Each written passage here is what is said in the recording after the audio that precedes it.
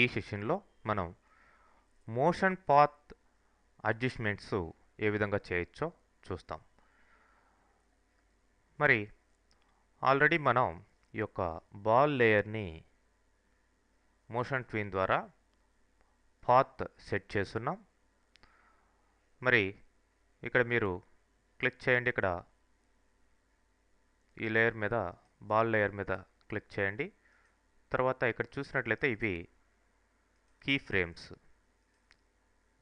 క్లియర్గా తెలుస్తున్నాయి. అయితే మీరు ఇది లాక్ చేస్తున్నారు కాబట్టి ఆ పాత్ క్లియర్గా కనిపించడం లేదు. అన్లాక్ చేయండి, ఎడిట్ చేసుకోవచ్చు మనం ఇప్పుడు. సో ఇది ఫస్ట్ కీ ఫ్రేమ్ అండ్ ఇక్కడ సెకండ్ కీ ఫ్రేమ్. ఇక్కడ మెయిన్ డాట్స్ కనిపిస్తున్నాయి చూడండి, ఇదొకటి ఇదొకటి, ఇవంతా కూడా కీ ఫ్రేమ్స్ అనమాట. ఆ తర్వాత సబ్ డాట్స్ అనేటివి ఇక్కడ నార్మల్ ఫ్రేమ్స్ లాగా మీరు చెప్పుకోవచ్చు. అయితే ఇక్కడ షార్ట్గా ఉంది, ఇక్కడ స్లోగా వస్తుంది, అది చాలా తక్కువ ఉంది ఇది. తర్వాత ఇక్కడ కంటే ఎక్కువగా ఇక్కడ ఉందన్నమాట పాత్. మరి ఈ కీ ఫ్రేమ్స్ని మీరు ఇట్లా అడ్జస్ట్ కూడా చేసుకోవచ్చు. And here also.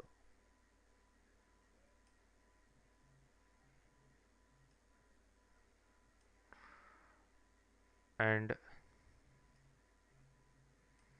ఇట్లా అడ్జస్ట్ చేసుకోవచ్చు. మరి ఈ మధ్యలో కూడా మీరు సెలెక్ట్ చేసుకొని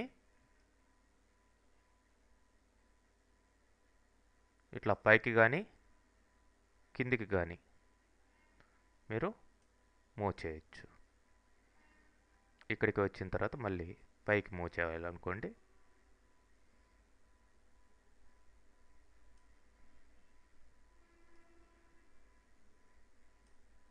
ఇలా. అండ్ ఇక్కడ కూడా ఇట్లా.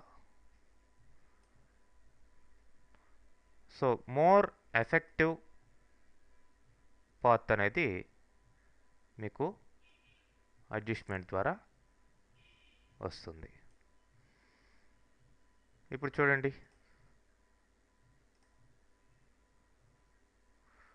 సో ఇంతకు ముందర కంటే కూడా ఈ యొక్క యానిమేషన్ చాలా రియల్గా ఉన్నట్టు తెలుస్తుంది.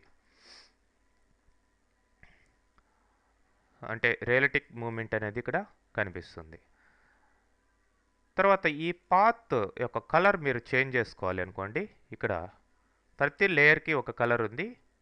మీరు ఈ బాల్ కలర్ మీద డబుల్ క్లిక్ చేయండి. ఇక్కడ అవుట్లైన్ కలర్ మీరు కావాల్సింటే జస్ట్ లైక్ బ్లాక్. ఇప్పుడు క్లియర్గా మీకు పాయింట్స్ కనిపిస్తాయి. ఓకే, ఇట్లా అన్నమాట. తర్వాత మీరు ఈ యొక్క సబ్ సెలక్షన్ టూల్ ద్వారా కొంత పార్ట్ని కూడా మీరు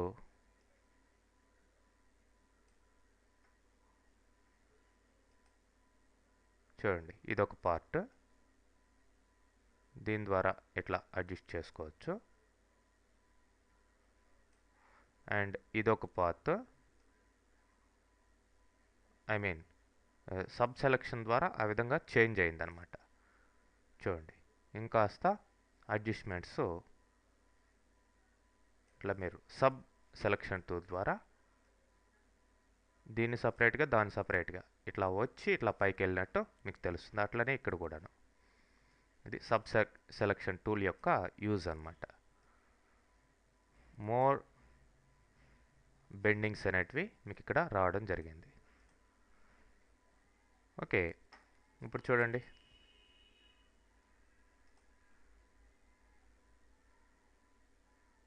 ఇట్లా సబ్ సెలక్షన్ టూల్ మీకు ఈ యొక్క పాత్లో సబ్ పార్ట్స్ని సెలెక్ట్ చేసి వాటి యొక్క అడ్జస్ట్మెంట్స్ని మీరు చేసుకునే విధంగా ఉపయోగపడుతుంది.